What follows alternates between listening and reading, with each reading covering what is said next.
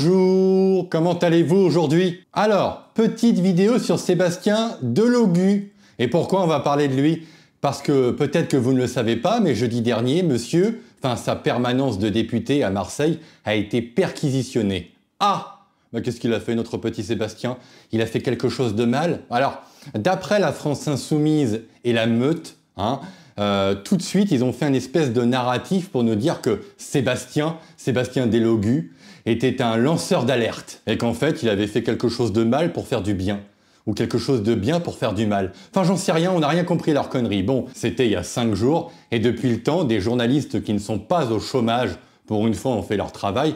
Donc le Canard enchaîné et Valeurs Actuelles ont mené une petite enquête et d'autres journalistes, bien sûr, pour montrer qu'en fait, le petit narratif de la France Insoumise était totalement faux. C'était des petites conneries. Ah, bah mince alors. Pourquoi vous mentez encore? On va voir dans cette vidéo que tout est faux, bien sûr, mais avant toute chose, avant tout, je vais vous rappeler quelque chose parce qu'il y a quelque temps, j'avais dit ça aux Marseillais et les Marseillais en commentaire m'ont dit que cela n'arriverait pas.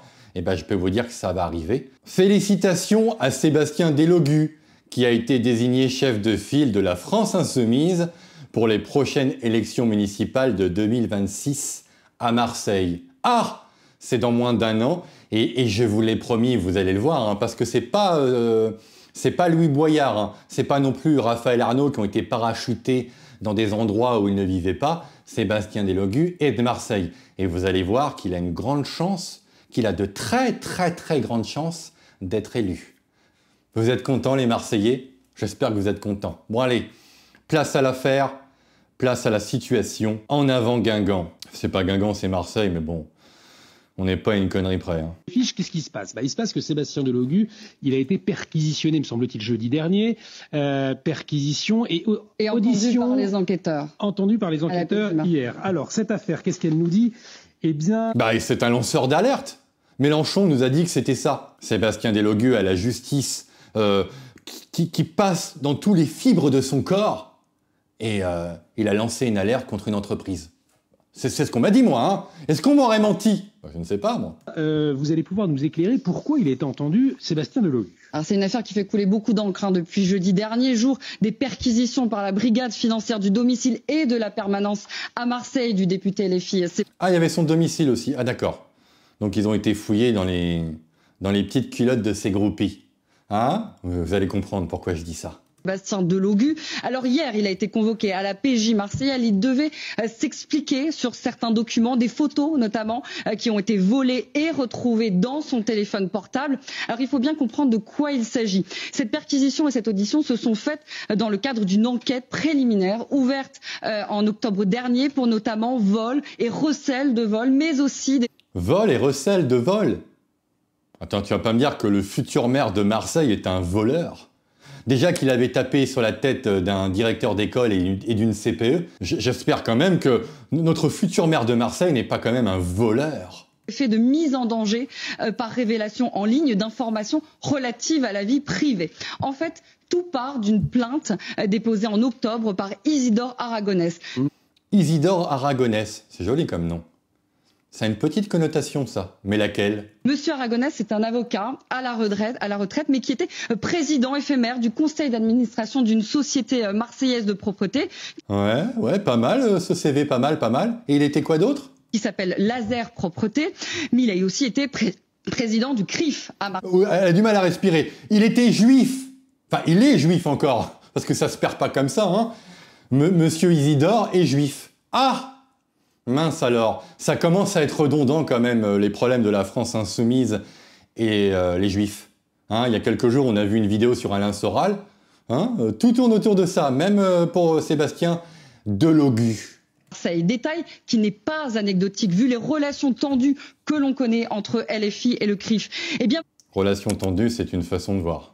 Monsieur Aragonès avait été en septembre dernier, après un mouvement social, retenu, bloqué dans son bureau de la société Laser Propreté par des centaines de personnes syndicalistes de la CGT. Et c'est lors de... Attends, parce que là, oui, moi j'ai les vrais termes de ce qui s'est passé, c'est qu'il y a une centaine de personnes de la CGT. Il y a des liens entre la CGT de Marseille et la France Insoumise. Ce sont des gens qui ont séquestré et qui ont pris en otage un ancien avocat, un avocat à la retraite, mais il y a séquestration et prise en otage. Sur CNews, essayez d'être un peu plus concis et de ne pas donner le totem d'immunité à la gauche. Parce que si la droite avait fait la même chose, je n'ose imaginer le raz-de-marée dans les médias. Cet événement qu'avait été constaté qu'une pochette cartonnée dans son bureau avait disparu, avait été volée. Pochette qui contenait des documents personnels de Maître Aragonès. 5 jours plus tard, Sébastien Delogu communique sur son compte Instagram, un compte suivi par quand même 95 000 abonnés. Et sur ce réseau social, il affiche une grande partie des documents volés à Maître Aragonès. Je vous montre tout de suite que Sébastien avait l'air très content. Vous avez dit qu'il allait y avoir de grosses révélations. Les révélations arrivent. Il y a un bon dossier qui est posé là. Il avait des dossiers, le lanceur d'alerte. C'est un peu notre Snowden. Il évoque aussi ses liens avec l'État d'Israël, publie des informations personnelles concernant des voyages, des travaux, des factures personnelles aussi. Monsieur Delogu, lui, précise... Donc il l'a doxé, hein, il a doxé sa vie, et puis parce qu'il est juif, il a essayé de trouver des liens avec Israël. Bon, voilà. Ce sont des gens bienveillants qui les lui ont transmis. Du côté de Maître Aragonès, lui se sent en danger puisque la divulgation de ces informations, vu le contexte qu'on connaît du conflit au Moyen-Orient, lui met clairement une cible dans le dos. Ah, c'est bizarre parce qu'au moment de l'affaire de Frontières, quand ils ont attaqué Louise, vous vous souvenez de ça, quand ils l'avaient attaqué? Ils avaient dit oui, mais on a fait ça parce que quelque part, Frontières est en train de mettre des cibles dans notre dos, de nos parlementaires et de nous les députés. Donc c'est pour ça qu'ils avaient mis des coups de coude comme ça, des gros coups de coude à une petite femme de 20 ans de 30 kilos. Et là, je comprends pas parce que Sébastien Delogu est clairement en train de mettre une cible dans le dos d'un avocat à la retraite de confession juive. Et ça peut très très mal terminer, hein. 100 000 abonnés sur son Instagram. Il peut y avoir un taré qui va Samuel Patiser notre petit avocat. Mais là, encore une fois, le totem d'immunité de la gauche marche parfaitement. Voilà, pour l'affaire, l'enquête continue et les auteurs de faits sont toujours recherchés. C'est très clair, parce qu'en fait, au départ, c'était pas très clair. Pourquoi? Non, c'était pas très clair. C'était pas ce que la France Insoumise nous a dit. Puisqu'il y a eu une communication massive, je dirais même erronée, du côté de la France Insoumise, de Sébastien Delogu, et bien évidemment... Oui, c'est un mensonge. C'est-à-dire que maintenant, avec le livre La Meute, on a à peu près le processus qui se passe en interne. Mélenchon, sur un fil Telegram, a dit « il faut défendre Delogu » et tous les députés se sont mis à tweeter et à se retweeter entre eux pour le protéger, en racontant que c'était un lanceur d'alerte. Étonnant. Relayé par tous ses petits amis. Oui, parce que depuis jeudi, le parquet de Marseille, lui, il avait été discret dans sa communication. C'est la France Insoumise qui s'est beaucoup exprimée. LFI qui a dénoncé des perquisitions abusives. Selon eux, cette enquête était liée à un signalement qu'avait fait Sébastien Delogu sur des soupçons d'abus de biens sociaux. Oui, parce qu'au départ, quelqu'un y a donné un dossier et vu que Sébastien Delogu ne sait pas lire ni écrire, la France Insoumise est en train de nous raconter qu'il a vu un dossier top secret sur une entreprise, une entreprise de nettoyage, quand même, hein, tu vois, le complot des complots. Donc, Sébastien Delogu est tombé sur ce dossier qui allait changer le monde, hein, alors qu'il ne sait pas lire, et qu'il a mené une enquête et qu'il a contacté le procureur. Mais bon, moi, ça m'étonne un peu. Encore une fois, c'est une personne qui ne sait pas écrire son prénom sans faire une faute d'orthographe. Mais pourquoi pas ? Pourquoi pas? Et à cette société Laser Propreté, justement, Sébastien Delogu qui se présente alors comme un lanceur d'alerte.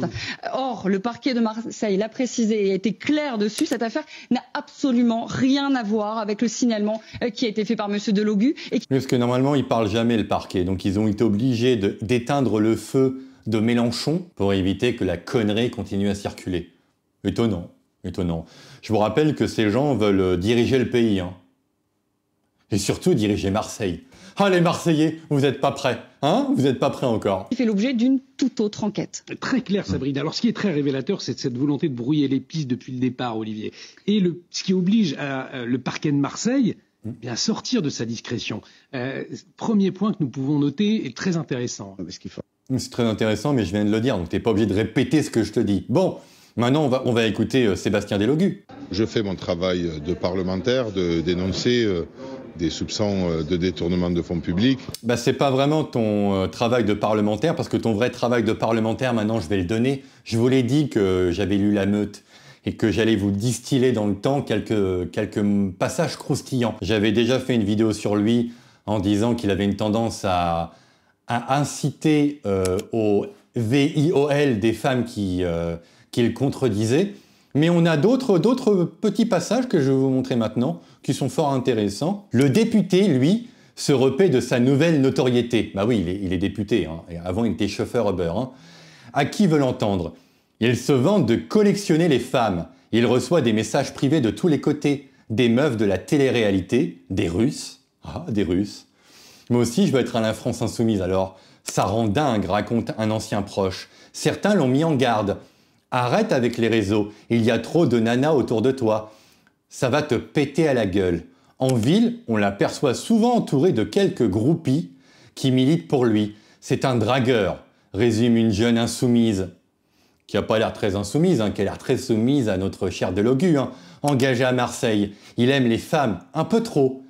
Certains dénoncent des méthodes de charreau, un charognard. Ah! Donc on va te réécouter. C'est quoi ton travail? C'est vraiment député ou c'est de draguer tout ce qui bouge? J'espère que tu vas tomber pour une histoire de harcèlement, ça me ferait tellement rigoler. Je fais mon travail de parlementaire, de dénoncer des soupçons de détournement de fonds publics et je m'aperçois effectivement que au lieu d'aller perquisitionner les personnes dont je pointe du doigt dans cette affaire, ils viennent donc perquisitionner la personne que je suis, c'est-à-dire un parlementaire. Un illettré qui aujourd'hui Pardon, excuse-moi. l'alerte sur des soupçons de détournement de fonds. Moi, je n'ai fait aucun délit, bien au contraire. J'ai déposé un article 40 au procureur de la République. Voilà, un article 40. On dirait un petit peu Asselineau avec son article machin là. La France insoumise aussi, c'est le petit parti qui monte. Pour dénoncer des soupçons de détournement de fonds et rien de plus. D'accord, donc quand c'est Marine Le Pen, la justice fait son travail, il n'y a pas de problème. Hein. Il faut écouter la justice, mais quand la justice s'attaque à la France insoumise, ah bah bizarrement non, c'est un complot contre un lanceur d'alerte. Oh là là, qu'est-ce que... Moi j'aime la France insoumise. Je ne prends pas du tout cette perquisition, je trouve qu'elle est choquante. Bompard. Ton cas viendra, le cas Bompard viendra plus tard dans la meute. Hein. Je prépare quelque chose aussi sur lui. Ah!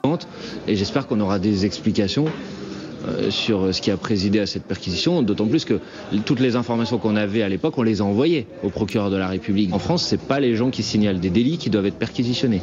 Alors pourquoi la police financière mène une enquête? Hein? C'est un complot, c'est ça? Mais dis-le, comment il s'appelle? Manuel. Bah dis-le Manuel, dis-le. C'est un complot. Un complot contre la France insoumise, contre la 6ème République. C'est les gens qui les commettent. Et nous, on n'a commis aucun délit. Je fais mon travail. Vous avez commis aucun délit à part beaucoup de harcèlement, beaucoup de violences faites à des femmes ou à des jeunes juifs dans la rue. Vous avez aussi une tendance à prendre des produits illicites. Et je rappelle encore une fois hein, que vous aimez aussi faire des actes de barbarie sur une petite gamine de 4 ans. Voilà, bon, cette affaire, moi je vais la suivre. On va appeler ça le Delogu Gate. Hein, parce que monsieur veut diriger la ville de Marseille. Pour l'instant, là, on a tout le bilan, on a toute la conclusion de l'affaire de ces 5 derniers jours, et on va voir ce que ça va donner. Hein. Bon, sur ce, je vous fais plein de bisous, joyeuse Pentecôte et bonne année. Hein, et bisous, au revoir. Au revoir.